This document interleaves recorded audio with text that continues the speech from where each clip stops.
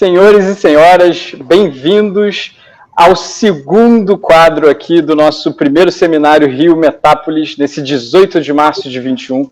Queria agradecer a Redtech pela realização e o apoio da FAPERJ, além de toda a equipe técnica que está aqui por trás, e agradecer aqui os nossos convidados. É um painel de peso que a gente tem hoje para discutir a questão dos distritos de inovação.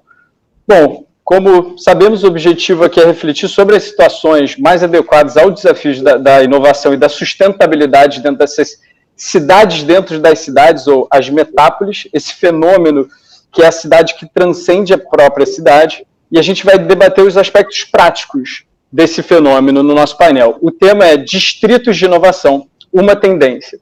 E vamos provocar as reflexões dessa cidade além do seu próprio território. Queria começar aqui convidando a doutora Francilene Garcia, pesquisadora e professora do Departamento de Sistemas de Computação da Universidade Federal de Campina Grande. Bem-vinda, Francilene. Alô, Rodrigo, alô, meus queridos amigos aqui, né, companheiros de trajetórias e de lutas em prol dos ecossistemas de inovação no Brasil. Queria cumprimentar também a todos que estão nos ouvindo e elogiar a iniciativa do Rio nessa conferência importante, né? E eu queria dar uma contribuição rápida, inicial, naquilo que eu acho, até pela minha trajetória, um pouco atuando de um lado da academia, na gestão de ambientes de inovação e complementando isso com o governo, a nível de políticas públicas. Quando a gente fala em distritos de inovação, né, numa cidade metropolitana como o Rio de Janeiro, que tem uma complexa gama de problemas, né, que precisam de transformações com um olhar diferenciado, eu acho que tem três elementos que inicialmente vêm à tona. E eu acho que esses três elementos, eles são não novos para grande parte de nós, sejam acadêmicos, sejam investidores, né, empreendedores de startups, ou mesmo os agentes públicos. Mas talvez a novidade seja a forma como a gente passa a pensar num coletivo, né, em pleno século XXI, as razões da transformação que a gente está vivendo. Então, acho que o primeiro ponto numa ação dessa, né, é a gente olhar qual é o desafio central que nos une. Qual é a pergunta-chave que nos atrai para o mesmo espaço, para o mesmo mindset, para o mesmo conjunto de objetivos e metas? Certamente que uma pergunta que a todos nos faz refletir é: será que essas cidades serão habitáveis no futuro? Ou quais serão as cidades habitáveis no futuro? E mais do que isso, né?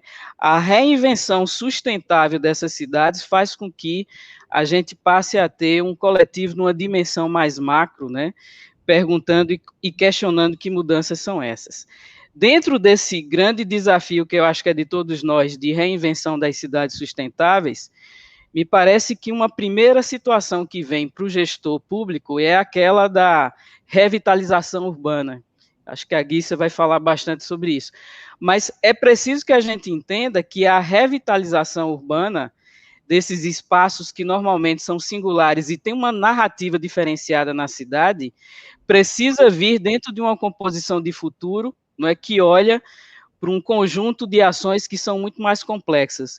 Se o gestor ele passa a fazer uma pavimentação diferenciada de uma rua, por exemplo, ele passa a ter uma preocupação de uma rua que tem multipropostas de transportes, né? Então, eu tenho que conviver com vários tipos de mobilidade, e mais do que isso, eu tenho que olhar até para a pavimentação da internet, a conectividade que vai estar ali simultaneamente com a múltipla plataforma de transporte. Então, de cara, a gente observa, não é, que a gente está numa situação onde a sociedade ela precisa, de fato, enxergar a vida nas cidades de forma mais sustentável a partir de um amplo pacto, não é, que ele não é só, digamos assim, responsabilidade das políticas públicas, mas que tem que envolver, engajar da medida certa, encomendas e desafios que precisam ser incentivados nessa sociedade que envolve as nossas ICTs, os nossos parques tecnológicos, as nossas incubadoras, quaisquer outros tipos de equipamentos que empreendem a economia criativa dentro de uma proposta empreendedora. E mais do que isso, né? A gente está falando de dar uma olhada para esse espaço urbano, e é bom lembrar, né, gente, que os problemas urbanos, eles não são atípicos, eles são típicos. Então, problemas de saneamento, de mobilidade, de escassez de água, do que quer que seja, né, a gente enfrenta em todas as cidades. O que muda, na realidade, são as escalas, né. Então, nós estamos falando de transformar, digamos assim, a partir dos ecossistemas que já estão acostumados a lidar com desafios, né, uma visão de superação para essa cidade de futuro habitável e sustentável, que, no nosso entender, precisa passar por uma transformação. Então, esse é o segundo ponto. O primeiro é termos o alinhamento do desafio, né? E o segundo ponto é estabelecermos uma visão de longo prazo, e essa é uma questão que no país não é muito fácil, não é, pela ordenação do próprio sistema político que a gente tem, e a gente precisa passar a viver um ambiente de transformação dessa gestão que passa não só a enxergar com um olhar de mais médio e longo prazo, mas de uma maneira transversal, né? Então, apesar dos governos serem constituídos por secretarias finalistas, cada uma atuando dentro do seu espaço, né, dentro da sua finalidade, é preciso que a gente tenha alguém no ambiente da gestão que faça esse papel transversal, né? De olhar através das diferentes secretarias, desses ambientes que os espaços urbanos, de alguma maneira, chamam a atenção, para que a gente possa formular encomendas de maneira muito mais atualizada e olhando para essa sustentabilidade. Na verdade, a gente está falando de quê? A gente está falando de construir formas de gestão, né, e estratégias de gestão que sejam muito mais resilientes, né, e, obviamente, que tenham a capacidade de se adaptar a um conjunto de mudanças que essa sociedade tem. E aí, para a gente que faz parte dos ecossistemas de inovação, não é, Aranha e Eduardo, trabalhar com talentos e com formas criativas de resolver problema é o que a gente sabe fazer. Agora, talvez muitas vezes a gente não receba no momento certo os desafios certos, dentro de um compasso da realidade, de uma maneira incentivada, Rodrigo, que precisa levantar esses talentos numa direção de promover soluções legais. E é claro que a gente tem que olhar também para o contexto cultural dessa cidade, né? A própria, que eu acho que o Eduardo e o Aranha vão tocar nisso, a própria convivência desses talentos num espaço que tem uma narrativa cultural determinada, é preciso que isso seja, obviamente, preservado. Ou seja, a gente está falando de conectar pessoas a desafios e a incentivos. Não há como fazer essa realidade inclusiva, resiliente, sustentável, sem que isso ocorra.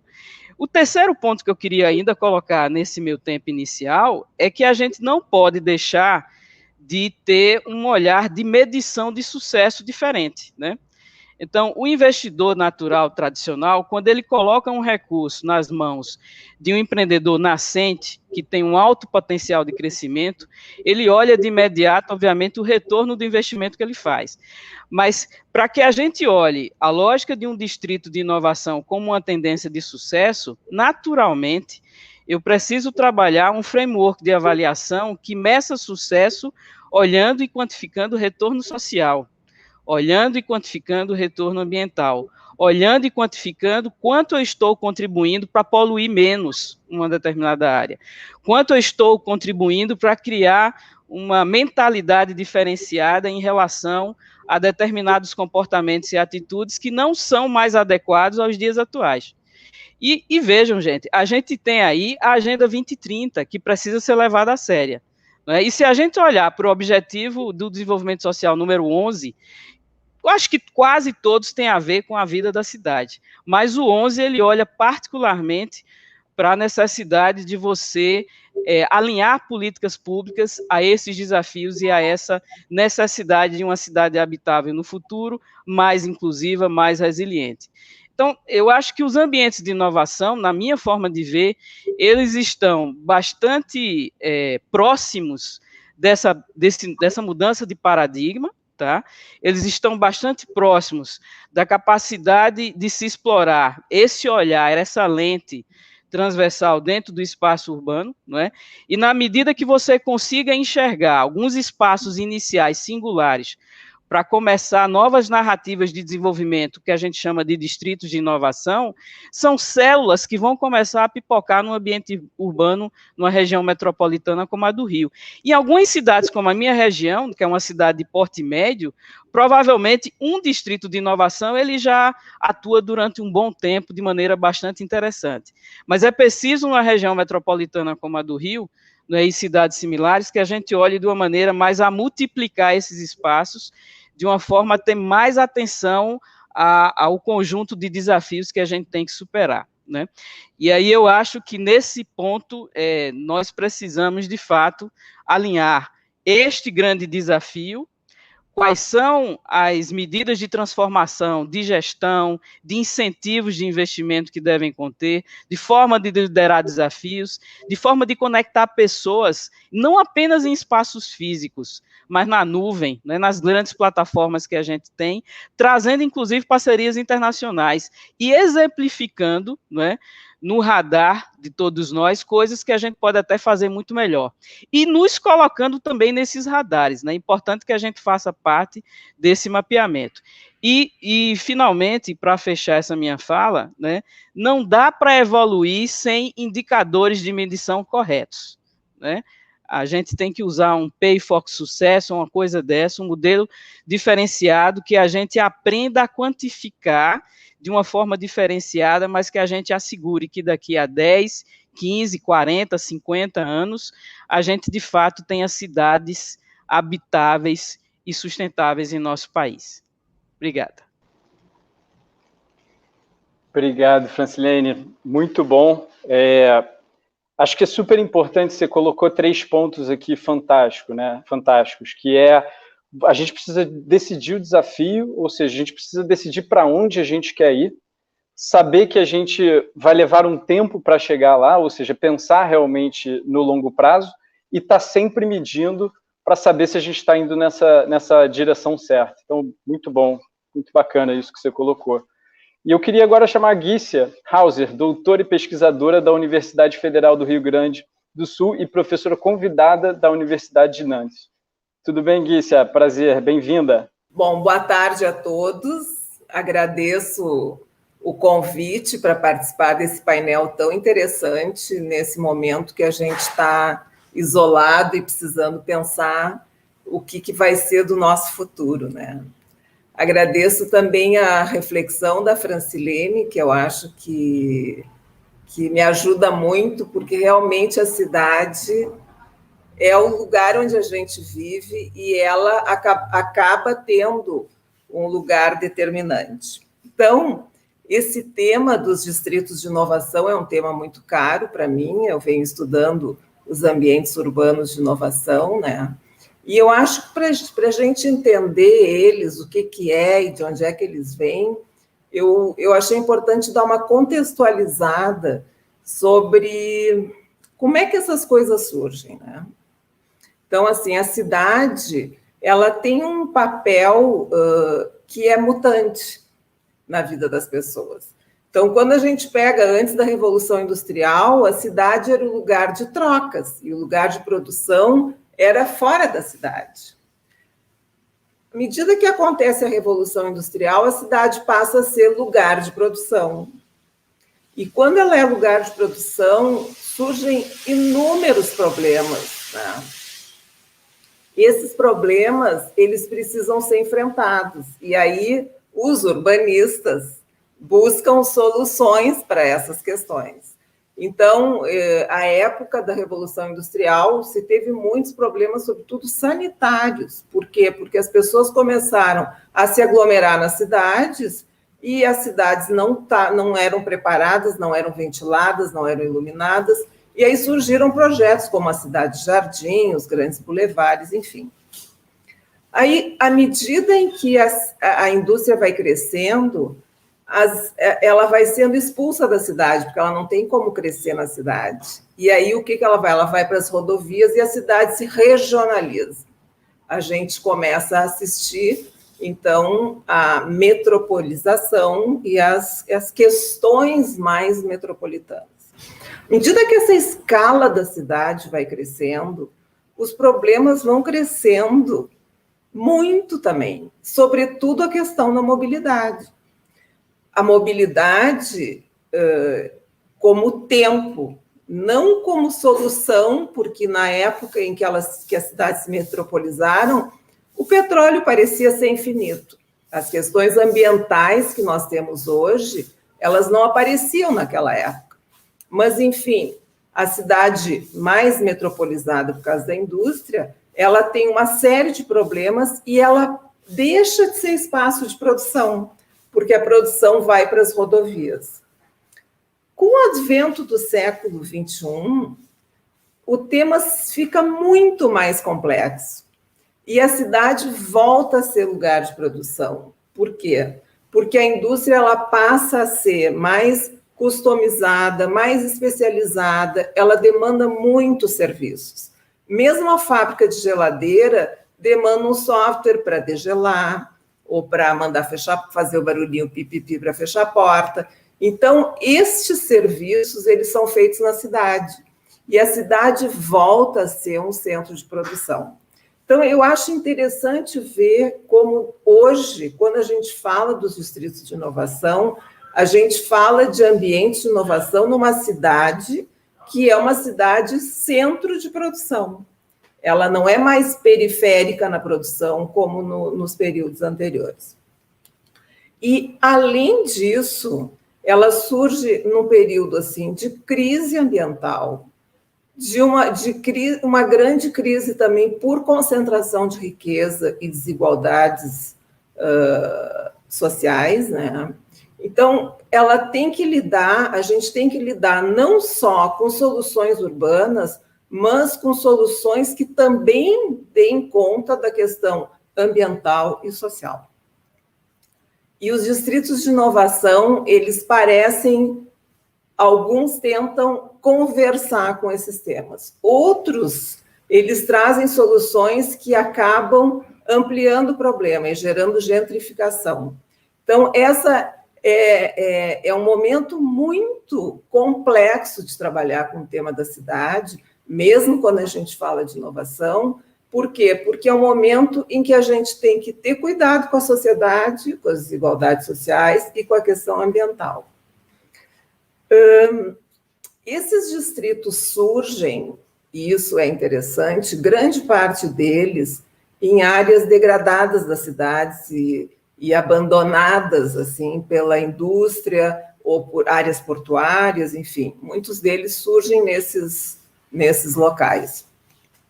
E eu até trouxe alguns exemplos, e a gente sabe que grande parte das pessoas que trabalham nessas áreas é pessoal ligado à indústria criativa, com conceitos mais de sustentabilidade e também questões sociais mais esclarecidos do ponto de vista das questões sociais. Então, assim, uma das cidades que fez digamos, eu acho que ela foi pioneira.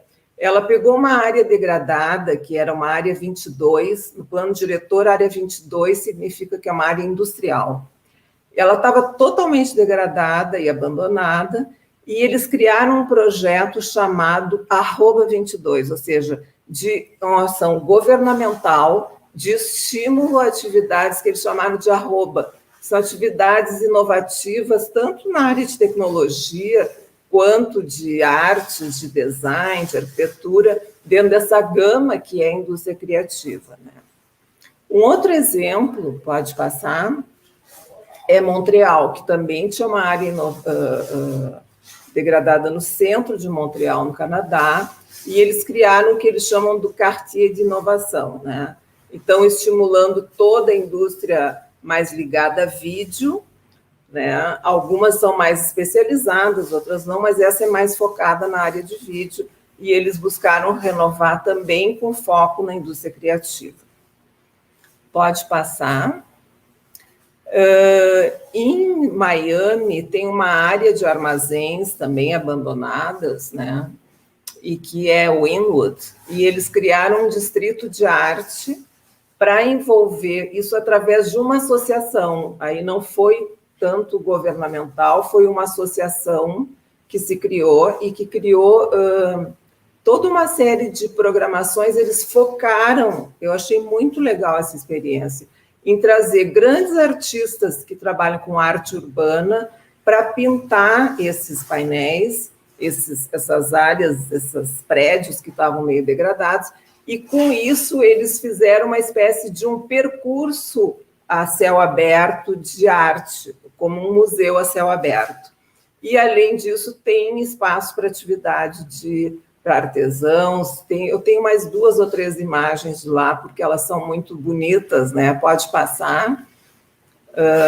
Isso aí é um bar que foi criado entre 4 paredes, que já não tem mais nem cobertura, né? Pode passar. Inclusive, alguns desses pintores que foram chamados são brasileiros, como os Gêmeos, que é uma solução que eu achei muito bela. Pode passar. Tem atividades também de ginástica e tal, pode passar. E esse é um bar também. Quer dizer, todos os ambientes têm uma unidade em termos de imagem e de projeto, e essa unidade se dá por essa arte muralista, né? O próximo exemplo que eu vou dar, pode passar, é essa fábrica em Lisboa, que também foi desativada, porque ela foi para outro lugar, e eles criaram esse centro chamado LX Factory, que também tem um pouco de arte urbana, tem artistas, tem artesãos, tem uma livraria, tem restaurantes, é um lugar focado nessa comunidade que anda de bicicleta, que é sustentável, que é criativa. Pode passar, eu acho que tem mais 2 imagens da LX Factory. Esta. E essa aí é lá dentro, né? Isso era a rua que tinha dentro da própria fábrica, né? E eu trouxe daí 2 exemplos brasileiros. O Porto Digital, que é uma experiência de sucesso que a gente tem aqui no Brasil, e que é todo o aproveitamento de uma antiga área central, que foi renovada com foco nas empresas de tecnologia. E a próxima imagem também, à noite, ela tem toda uma animação urbana que dá para esse espaço um espaço, dá uma vitalidade para um espaço que estava muito degradado. E, por fim, aqui no Rio Grande do Sul, né, nós temos o Vila Flores, que é uma iniciativa totalmente privada, de um proprietário desse conjunto de prédios que fica no 4º distrito. A gente já teve um projeto que, inclusive, eu coordenei do 4º distrito governamental, que até hoje não avançou muito, né? Mas esse grupo são jovens arquitetos que herdaram essa propriedade, eles criaram esse espaço para pequenas empresas criativas, e ele é muito integrado com a comunidade local, o que é muito bacana, porque ele não gera gentrificação. E, mais recentemente, para concluir, a gente tem a última imagem que eu tenho, é da Fábrica do Futuro, que é um espaço também no 4º distrito, também esse totalmente privado, onde tem pequenas empresas da indústria criativa e toda uma atuação de bairro que é desenvolvida pelo Chico Hauck, que é quem é o presidente, o CEO dessa empresa. Então, eu queria trazer esses exemplos para a gente poder conversar depois, não para a gente repetir, mas para a gente pensar sobre formas também de dar solução e finalizar dizendo que hoje em dia tem toda uma linha de pensamento do planejamento urbano que fala sobre a cidade de 15 minutos, porque não é mais possível aceitar uma cidade que as pessoas viajam 2 ou 3 horas para trabalhar. Então, o planejamento gostaria, né, que as pessoas pudessem se deslocar em 15 minutos, usando meios cada vez mais sustentáveis e gastando cada vez menos energia para esses grandes deslocamentos. Era isso por enquanto. Obrigada. Guícia, muito obrigado. Fantástico, muito interessante. Fiquei aqui anotando algumas coisas, me veio uma teoria de um organismo vivo, que é a cidade, um organismo que expulsa quem não consegue mais se adaptar àquilo e que traz de volta aqueles que conseguem se adaptar. E aí, ouvindo essas histórias, né, da cidade, como ela muda, eu acho que nosso próximo convidado vai se encaixar perfeitamente na sua fala. Então, queria chamar aqui o Eduardo Costa, que é doutor e professor do Departamento de Engenharia e Gestão do Conhecimento e diretor do laboratório acadêmico LabX na Universidade Federal de Santa Catarina. Eduardo, por favor. Obrigado, Aranha, aos organizadores do evento aí, a RedeTech. É um prazer estar junto com diversos amigos aqui de diversos outros carnavais. Eu não vou dizer há quantos anos, porque senão as moças vão ficar bravas comigo, mas nós estamos juntos há muito tempo. É um prazer estar com todos vocês aqui no painel. O Rodrigo é mais novo, mas é um prazer estar com você aqui também, Rodrigo, e ver que existe gente pensante na prefeitura, nos governos, é uma coisa muito legal, né, para todos nós. Eu queria trazer 3 conceitos. Nós temos aqui especialistas nos distritos de inovação, né, como a Francilene, o Aranha, a Guícia e tal. Eu não vou me atrever a elaborar sobre os distritos de inovação. Eu queria trazer o distrito de inovação dentro da cidade. Quer dizer, o que significa esse distrito de inovação, a razão de sucesso dentro da cidade? Então, eu queria trazer 3 conceitos, é muito rapidinho. Primeiro é o conceito que vem da Vila Medieval, passou por Paris. A Guísia fez um histórico interessante aí do movimento para dentro e para fora da cidade. Mas, voltando ao conceito original da Vila Medieval e o conceito que foi usado pelo Barão Haussmann em Paris para projetar os arrondissements de Paris, os bairros da cidade, é o conceito de moradia, lazer e trabalho. Nós temos problemas em diversos distritos de inovação no Brasil porque o conceito de moradia, lazer e trabalho não foi aplicado corretamente. É isso que faz toda a diferença. A história da cidade dos 15 minutos, propagado aí aos 4 ventos pela prefeita de Paris, que, aliás, foi reeleita em cima desse conceito, que é um negócio interessante. Então, senhores políticos, prestem atenção. Esse negócio da cidade mais humana e inteligente, ela reelege prefeitos. Isso aí foi muito importante em Paris. Mas a cidade dos 15 minutos é o quê? O sujeito tem moradia, lazer e trabalho no mesmo lugar. E o mesmo lugar, mesmo sendo um distrito de inovação, você tem que imaginar um negócio que tem uma certa circunferência. Historicamente, essa circunferência tem 1 milha de raio. Então, imagina o distrito de inovação, ele tem tudo de bom que ele tem, mas melhor ainda se ele tiver moradia, lazer e trabalho no mesmo lugar. Porque senão você tem aquele distrito de inovação que está a 30 quilômetros da cidade, na beirada de uma rodovia, como era a indústria, como a Guícia falou, e você cria problemas de toda ordem de sustentabilidade na cidade. Então, primeiro conceito, moradia, lazer e trabalho no mesmo lugar, nós temos que trabalhar nessa direção. Vários exemplos que foram mostrados aqui, falta um dos componentes.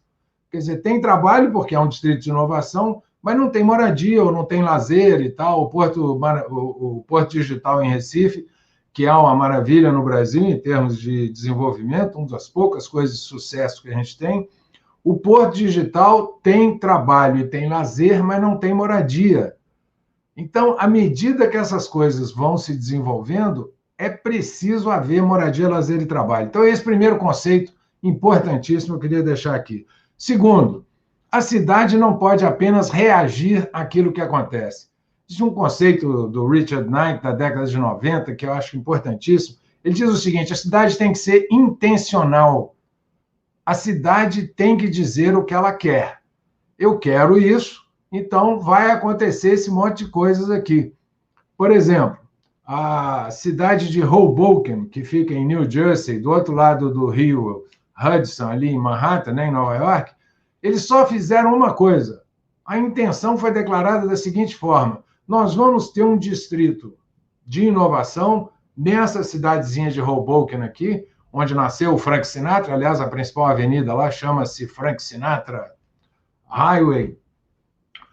Hoboken, a única intervenção que o governo fez foi um transporte, uma linha de metrô entre Hoboken e o centro financeiro de Nova York, onde derrubaram as torres lá, que foi que chama-se PATH.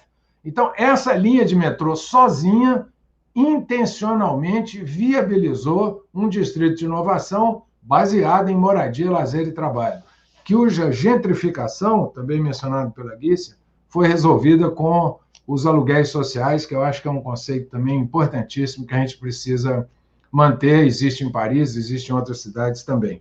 Então, o segundo conceito, cidade intencional. A gente não espera a cidade andar para depois resolver o que vai acontecer, não. Nós temos que declarar a intenção. Terceiro e último conceito é envolver o cidadão. Nós todos no Brasil estamos acostumados a encomendar soluções ao governo. Então, diz o seguinte, olha, assim não dá, tem gente demais morando na rua, não sei o quê, o governo tem que fazer alguma coisa e vamos lá tomar um chopp. Eu acho que está na hora de nós todos, cidadãos da cidade, tomarmos ciência de que a cidade é nossa. Nós temos que resolver o problema, e nós aí envolve o governante. Quer dizer, o governante, o Rodrigo, que está hoje usando um chapéu de governo, ele é um habitante da cidade, ele quer que a cidade dê certo. A chance da gente ter uma aproximação grande com os governos é muito maior na cidade do que no Estado ou na União, porque eles estão muito longe. Na cidade, não, os governantes estão na cidade e eles têm os mesmos problemas que nós todos temos. Segurança pública, escola, falta de parque, trânsito, etc. e tal. Então, o terceiro conceito é envolver o cidadão. Mas envolver o cidadão não é você, cidadão, dizer que os outros cidadãos têm que se envolverem, né? É você, cidadão, saber o seguinte, o que eu posso fazer para participar? Né? Isso não pode ser uma peroração ao governo, essa entidade remota, né, que tem que resolver as coisas. Não, nós temos que resolver nós mesmos, e eu acho que a participação coletiva é esse terceiro conceito, que é a coisa mais importante. Por último, só para lembrar o que é o conceito do cidadão. A gente, às vezes, confunde o cidadão com o morador, né? Queria só lembrar que, para qualquer cidade, o cidadão tem que ser entendido como o conceito, como o conjunto dos frequentadores da cidade. Imagina você projetar uma cidade como, de novo, com o exemplo de Manhattan, né, que tem 2,5 milhões de habitantes na ilha de Manhattan, e mais 2,5 milhões entram por dia. Então, o cidadão de Manhattan são 5 milhões e mais os comerciantes, mais o pessoal que presta serviços de todo tipo e tal. Então, o cidadão não é apenas um morador da cidade, são todos os frequentadores. A gente não gosta de falar de usuário, porque o usuário é um troço esquisito. Não, o usuário só tem no setor de software e no setor de drogas. Eu não sei se isso tem alguma coisa a ver uma com a outra, mas só tem usuário, é droga e software. Então, a cidade, nós temos que definir os usuários. Os usuários da cidade são os tais que eu estou chamando de cidadãos. Então, resumindo, 3 conceitos: moradia, lazer e trabalho no mesmo lugar. Os distritos de inovação precisam implementar isso. Segundo, a cidade intencional, ela tem que dizer o que quer e depois as coisas irem acontecendo em conjunto. E o último conceito, o problema é nosso, não é apenas dos governos. Obrigado. Eduardo, muito obrigado, e confesso que eu fico muito feliz de ouvir de você esses 3 conceitos, porque por causa desses conceitos, eu estou numa cidade privilegiada, porque a gente tem, por exemplo, aqui o Porto Maravilha, que pode ser pensado como um distrito, e é um lugar onde moradia, lazer e trabalho pode acontecer. É um lugar que já declarou o que quer ser, então estamos aqui nessa vantagem, e agora é nós, como cidadãos aqui, ocupar esse lugar e trazer investimentos para cá. E aí, aproveitando essa deixa de Porto Maravilha, falar com o meu conterrâneo aqui, José Aranha, assessor da Vice-Reitoria de Desenvolvimento da PUC-Rio e conselheiro e ex-presidente da Amprotec. Aranha, meu amigo, por favor, o microfone é seu. Bom, é muito mais fácil falar depois dessas 3 feras do que se eu fosse o primeiro. Foi ótima essa ordem, porque muita coisa já foi falada, fica mais fácil. E eu queria aqui trazer um pouco de reflexão, né?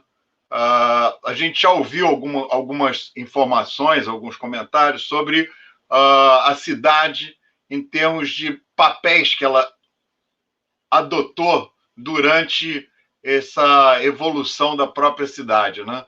Quer dizer, ela nasce como um local, basicamente, na área de segurança, né? Quer dizer, esses papéis continuam, né?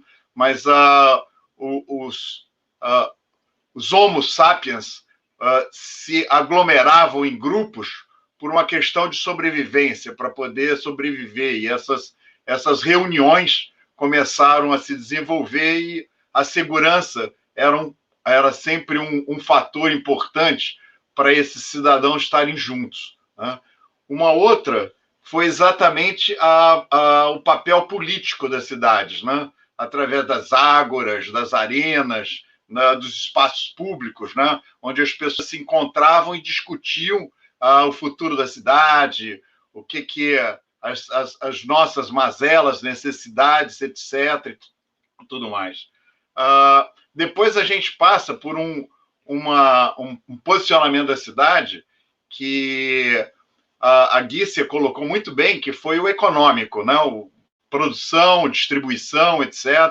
E esse é que fez com que a gente viesse até praticamente os dias de hoje, né?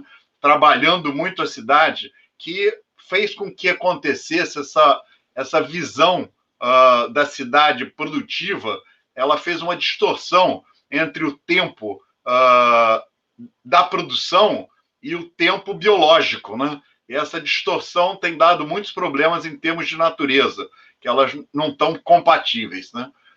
O que acontece com as cidades também, como um quarto papel que sempre existiu, é a concentração de talentos, né? De inteligência.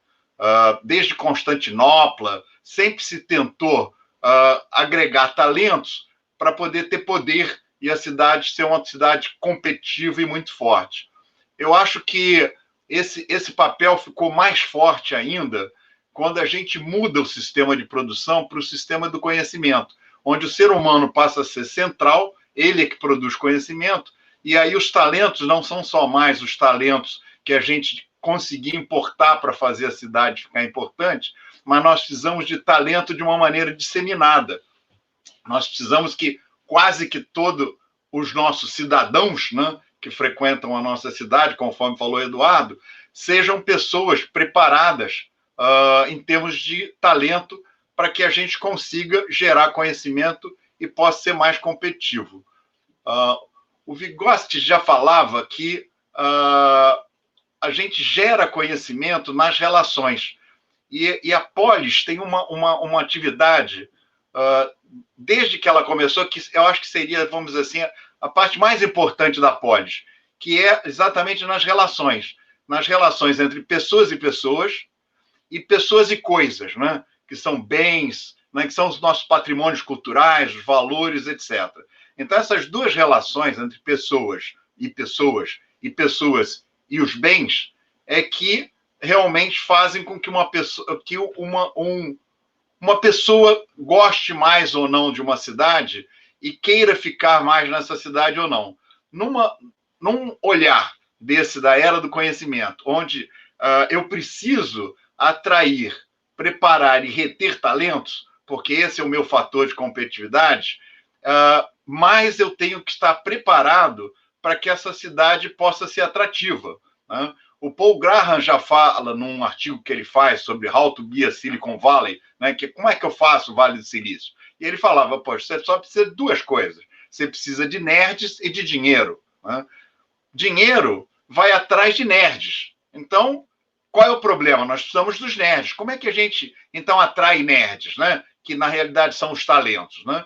E ele mostra depois, num estudo bem feito nas outras cidades, etc., que os nerds procuram cidades que têm esse patrimônio cultural. Os nerds não só simplesmente querem uma cidade onde eles vão ganhar dinheiro. Eles estão atraídos por essa facilidade em serem mais criativos, de conviverem com um patrimônio cultural bastante bem conservado, né? Eles querem diversidade, né?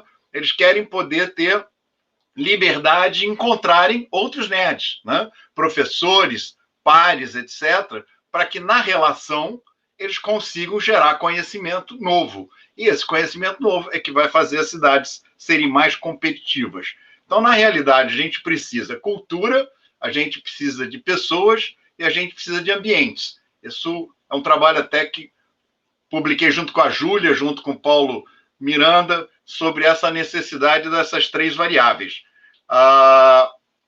O que eu queria fazer como observação agora aqui, para aproveitar um pouco, é usar umas reflexões que eu tenho feito com um grupo de amigos. A gente criou um bar virtual, né? Falta de bares e na necessidade de ambientes, né? De trocas, a gente criou um bar virtual e a gente tem conversado nos fins de semana e trocado algumas informações, algumas experiências, etc., tudo mais. E eu queria exatamente colocar algumas observações em função do que tem acontecido da pandemia, mas não só pandemia, que é a mobilidade das pessoas que estão na cidade de talento, bem preparadas, para a área rural. Está havendo uma saída das grandes metrópoles de pessoas muito bem preparadas para áreas periféricas. Então, esse é um primeiro movimento que eu tenho observado bastante, e depois eu vou fazer umas recomendações aos prefeitos e secretários e líderes do que eu acredito que eles poderiam fazer. Além dessa mobilização de talentos para áreas periféricas e para a área rural, eu observo também uma mobilização de grupos mais liberais, de coletivos, de grupos de indivíduos que são mais propensos à quebra de paradigma. São pessoas que pensam alguma coisa diferente. E eles montam grupos de diversidade, de pensamento e de alternativas que, de alguma forma, eles têm se organizado nas cidades e não têm se dado devida atenção a esses grupos. E a terceira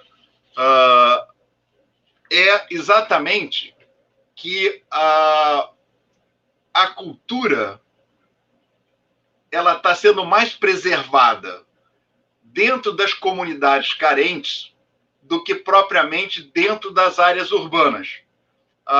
As comunidades carentes preservam as características culturais da história e isso é um fator muito interessante que a gente não está dando um devido valor. Então, quando eu penso nossos prefeitos e secretários e líderes, né?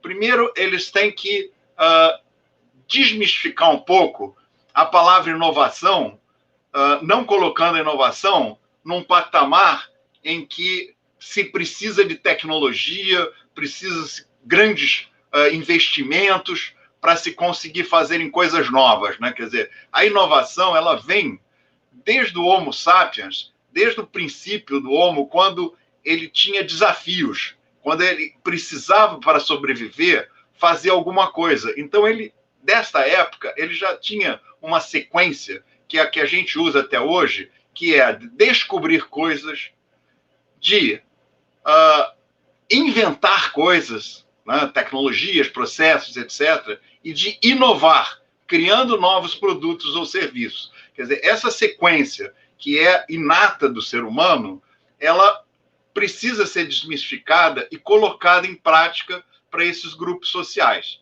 E aí as 3 recomendações, para poder fechar para os nossos secretários, seria pensar um pouco, refletir sobre o seguinte: como é que eu posso fixar nas cidades pequenas que estão recebendo pessoas bem preparadas das metrópoles depois da pandemia? Como é que eu vou conseguir reter essas pessoas na minha cidade? Porque esse é um ativo muito importante, que pode modificar as pequenas cidades ao redor e pode fazer elas conseguirem se desenvolver.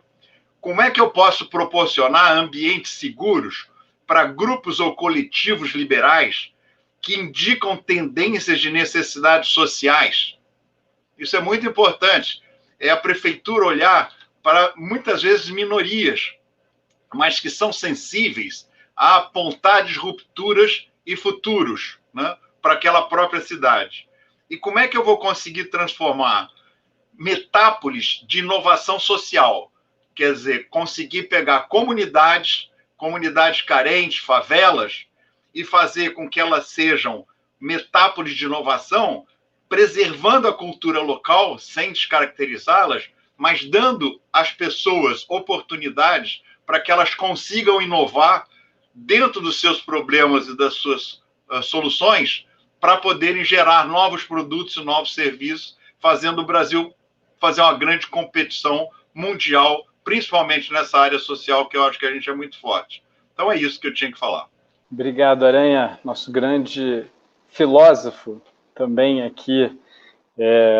Daqui a pouco estaremos debaixo de ágoras para discutir tudo isso que você mencionou. E aí, aproveitando esse gancho, eu acho que você e o Eduardo falaram de uma coisa muito importante, né?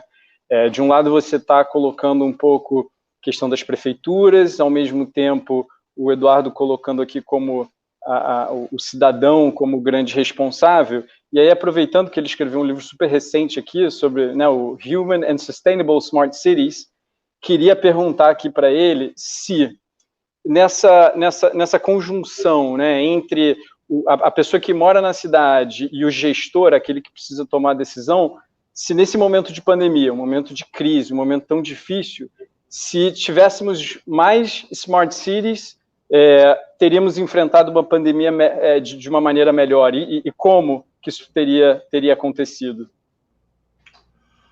Obrigado, Rodrigo. A Smart City, o conceito que a gente usa, a cidade mais humana e inteligente e sustentável, é um pouquinho diferente do Smart City, porque o Smart City é muito tecnológico. O Aranha até mencionou isso daí en passant, né? Tem muita gente que tem aquela fixação sobre colocar câmeras, sensores e tal pela cidade, e aí a cidade vai ficar mais legal. A Francilene chamou a atenção para um aspecto importantíssimo da vida da cidade, que é a métrica. Para você ter um desenvolvimento real na direção de uma cidade X, você tem que ter métricas que tenham a ver com o cidadão. A gente não pode contar quantas câmeras tem no centro da cidade. O que importa é quão seguro é andar no centro da cidade à noite. Então, nós temos que ter a métrica, tem que quantificar isso daí, medir e agir diante disso. Mas métrica sempre, no nosso mundo, é um negócio assim, é quase que um mantra. A única métrica que interessa é a métrica do cidadão. Qualquer coisa quantitativa, quantos computadores tem, quantas telas, quantos sensores, quantas câmeras, quantos IoT, nada disso é relevante. O problema é o cidadão.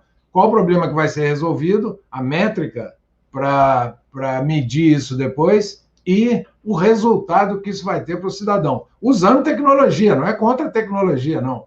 Mas a métrica é sempre foco no cidadão. Se a gente já fosse uma cidade X, no movimento da pandemia, eu tenho a impressão, nós estamos num desarranjo tão grande no Brasil no momento que não dá nem para falar de aproximação entre os governos e os cidadãos, mas a oportunidade seria se a gente tivesse já os locais, as ágoras do Aranha, para discutir esses assuntos todos. Eu acho que a situação seria muito melhor. Muito bom, Eduardo. Concordo com você. E aí, aproveitando que você mencionou a Francilene aqui, Francilene, você quer falar um pouquinho para a gente dessas métricas? E aí, eu acho que até colocar em contexto dessa coisa da crise, da pandemia, da parte também econômica, essa retomada que a gente vai ter, quais são os desafios tecnológicos que o Brasil tem hoje em dia, e os próximos passos para a gente realmente começar a ter mais cidade X, né, como o próprio Eduardo aqui mencionou. Você quer falar um pouquinho? Resposta, na realidade, eu não tenho, né, Rodrigo? Eu tenho uma série de questões sobre isso, mas Mas veja, eu acho que a gente tem uma coisa fundamental no país que não importa se eu moro em Porto Alegre ou em Campina Grande, no Rio, em Florianópolis, é o mesmo, é a desigualdade social. Né? Enquanto a gente não tiver uma métrica que seja capaz de contemplar elementos de avanço que reduzam a desigualdade social que a gente tem no país, a gente não vai conseguir construir essa realidade cidadã que o Eduardo muito bem colocou, né? Porque qual é a motivação que eu tenho para me engajar diante de desafios que me envolvam concretamente na construção de uma realidade que eu estou mais próxima, se eu não tenho vários dos direitos que outros têm, né? Então, é uma coisa muito complicada a questão da desigualdade no Brasil. Eu acho que a gente tem que ter clareza de que isso é um projeto de país, de nação, e não apenas de região, ou de cidades, ou de sub-regiões do país. Esse é o primeiro desafio. E aí, eu acho que quando a gente estabelecer isso como uma meta, né, nacional, estratégica, e que essas métricas começarem a surgir, eu acho que esse desenho de cidade humana e inteligente vai se tornar, e sustentável, vai se tornar um desafio mais real, né? Porque hoje a gente vive experiências muito isoladas, né? A Aranha citou a questão da mobilidade de talentos que estão se fixando em cidades menores ou até em zonas rurais, porque lá você já tem uma solução de conectividade que te permite atuar na plataforma que você quiser, gerando o desempenho que você já tinha no escritório de concreto em qualquer lugar de metrópole, né? Então, eu acho até, Aranha, que a gente vai ter também experiências no país até de home car, tá? De pessoas que vão se desapegar de estruturas físicas e vão viver mesmo em cima das rodas, né? Eu acho que esses nerds que você falou já estão tendo ideias diferentes a ponto de estarem querendo ter a plataforma visual, territorial, geográfica muito mais variada do que a gente tem nos dias atuais. Então, é uma questão que eu acho, sabe, Rodrigo, para fechar a tua indagação, que envolve, na realidade, um coletivo que tenha que repensar, sim, estrutura de país menos desigual, certo? Eu acho que a gente tem que ter uma nova geração de gestores públicos que abracem esses desafios de uma maneira diferenciada, né? A gente fala muito em engajamento, mas a gente precisa formar gestores com uma componente diferente na mente, né? E que seja aberto a explorar e fazer novas experimentações que vão ser muito mais interessantes para a gente. E assim, eu queria fechar dizendo que a gente tem no Brasil algumas boas soluções espalhadas, em cidades maiores, em cidades menores, a gente dialoga com soluções fora do país. Eu acho que falta um pouco ampliar essa visão aí do bar virtual do Aranha para colocar mais gente discutindo, sabe? Misturando mais as cabeças, levando mais desafios. E tem uma coisa que eu acho interessante, Aranha, é que nerd gosta de desafio, né? Nerd gosta de desafio. Então, se for bem incentivado, né, usando uma expressão atual, eu acho que eles vão começar a desenvolver uma jornada diferente. Mas o nosso maior problema é incluir políticas e métricas que reduzam a desigualdade social. Só assim a gente vai conseguir construir uma nação mais equidistante, né, de outros países que a gente almeja repetir aqui. Realmente no Brasil a gente tem esse problema gravíssimo, mas como qualquer empreendedor gosta de dizer, problema é oportunidade. Então, temos também uma oportunidade de trazer soluções muito interessantes para o nosso país aqui. E eu tenho certeza que ao longo do tempo, pessoas como vocês vão pensar em mais soluções, os cidadãos vão participar junto e os governantes vão entender a importância disso tudo e estaremos todos num lugar melhor no futuro. Eu sou um eterno otimista. E aí, aproveitando essa coisa do desenho, né, que você mencionou, Francilene, eu queria perguntar para a Guícia, que é o seguinte, a gente falou muito dessa coisa da cidade, né, da cidade mutante, acho que você falou no início da tua fala aqui, e eu sempre tive uma curiosidade que eu vi na minha cidade, aqui no Rio de Janeiro, eu vi a Barra da Tijuca, que é uma região longe do centro aqui da cidade, longe do porto, desse Porto Maravilha, ela foi desenvolvida primeiro pelos empreendedores, tá? E depois a infraestrutura chegou. E enquanto no Porto Maravilha, né, que poderia ser esse distrito, como a gente estava discutindo com a Aranha, a infraestrutura chegou primeiro, foi renovada, e agora está aguardando os empreendedores.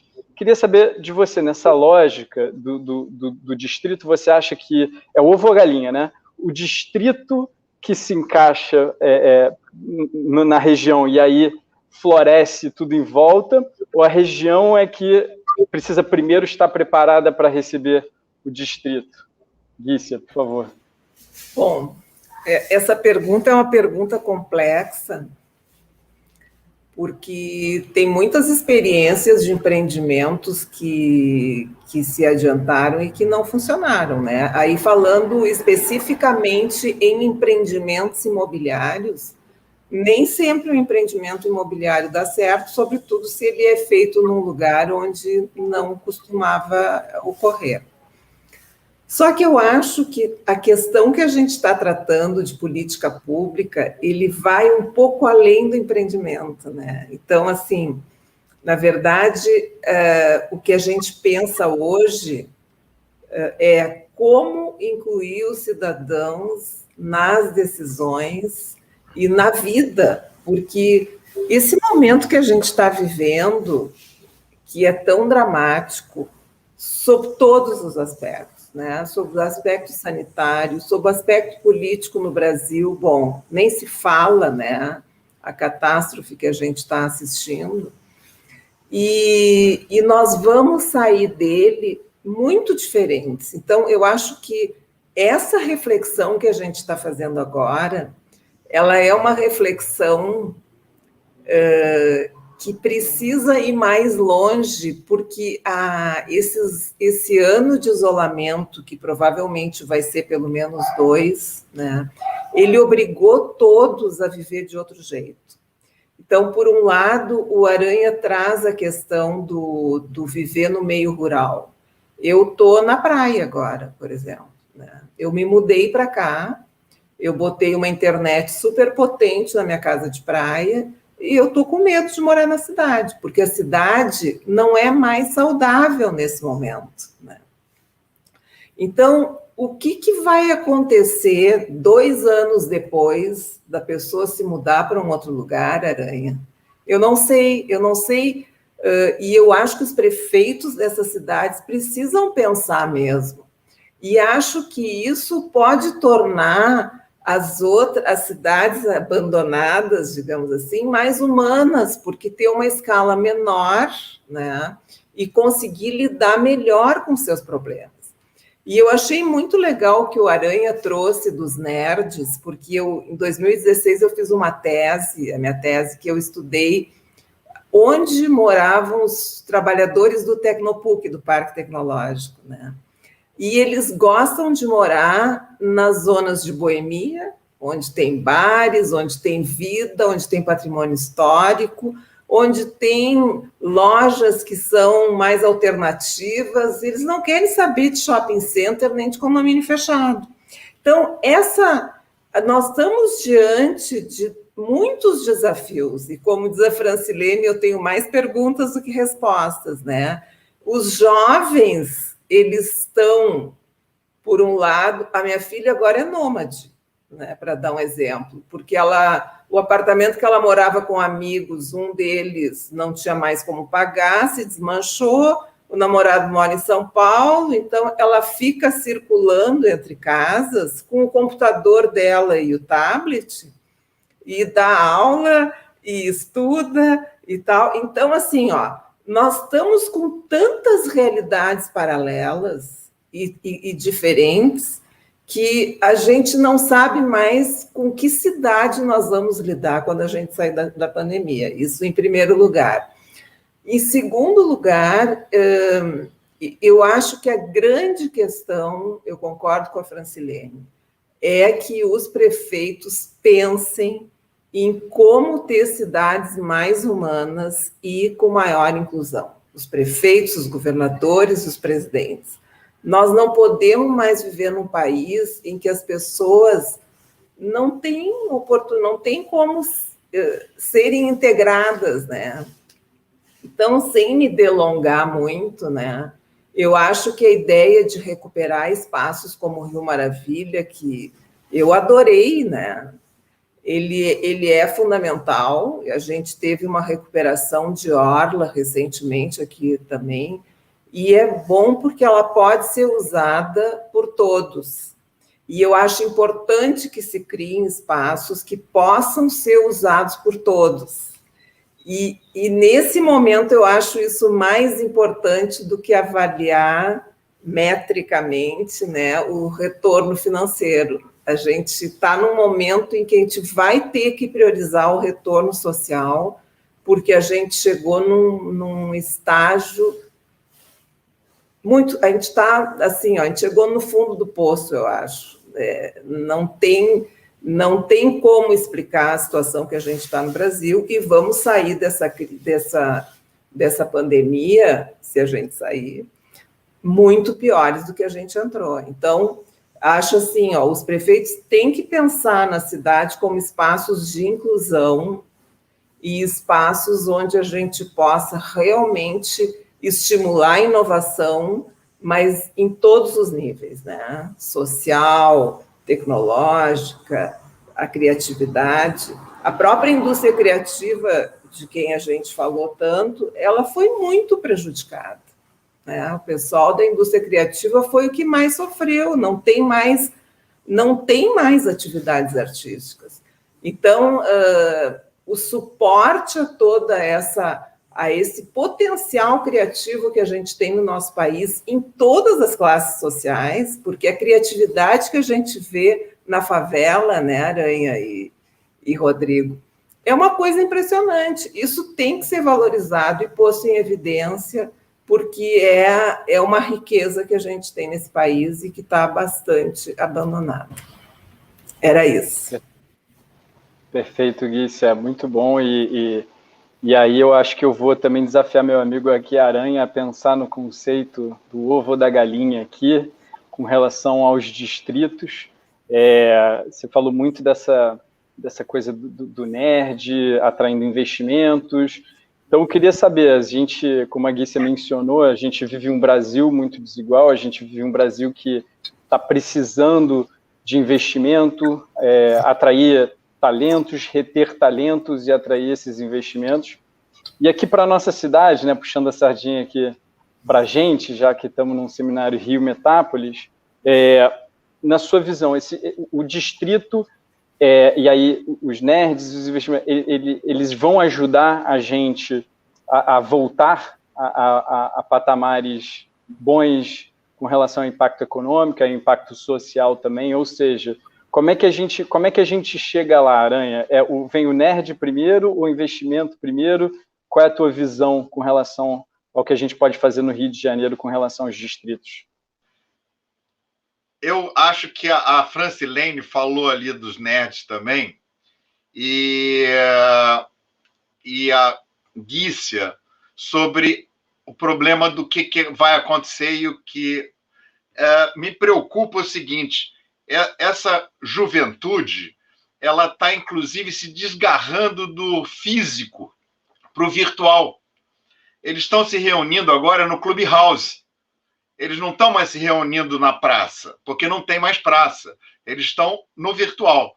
Então, eu não sei, não vai ser tão simples o posicionamento dos nossos prefeitos, porque é assim, o filho de um já está viajando em outro lugar, o outro está na Austrália, o outro está na Nova Zelândia. Quer dizer, não existe mais aquele conceito de que a família vai estar junta, porque a família é global, né? Está todo mundo no ar, né?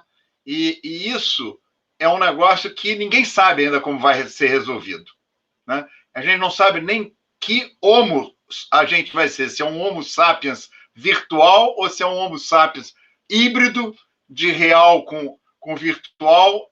Eu acho que aí é um caso, aí nós temos que fazer o seguinte: vamos juntar nós 5, vamos fazer um bar virtual e a gente vai conversar sobre isso, porque a única coisa que eu tenho certeza, Rodrigo, é o seguinte: é capital intelectual que vai resolver. Ele pode vir das camadas mais pobres, das camadas médias, das camadas ricas, mas ela tem que ser disseminada total para todo mundo, se alguém quiser ir para algum caminho, tá? Obrigado. Obrigado, Aranha. Bom, encerramos aqui o segundo painel do nosso querido evento Metápolis, Rio Metápolis, o primeiro seminário Rio Metápolis. A gente discutiu aqui os distritos de inovação. Queria agradecer todos os convidados, Lícia, Francilene, Aranha, nosso amigo Eduardo, que teve que se retirar a 10 segundos do fim, mas fica o meu abraço aqui para ele. Foi um prazer conversar com todos vocês, eu aprendi muito, adorei, e mais uma vez, obrigado, Redtech, pelo convite, a FAPERJ e todo o pessoal que está aí por trás da parte técnica que está fazendo com que esse evento seja possível de acontecer aqui. Pessoal, obrigado, até uma próxima. Obrigada, Rodrigo, parabéns, muito boa condução aí. Obrigada, gente.